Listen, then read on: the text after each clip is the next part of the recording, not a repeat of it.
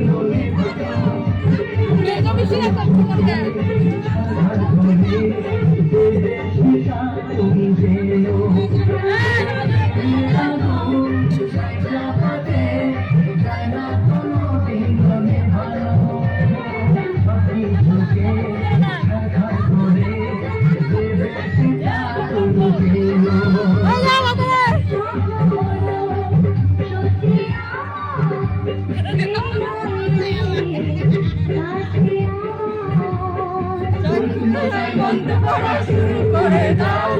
তাড়াতাড়ি ঘরকে নিয়ে ফিরিতে বসাও করে দাও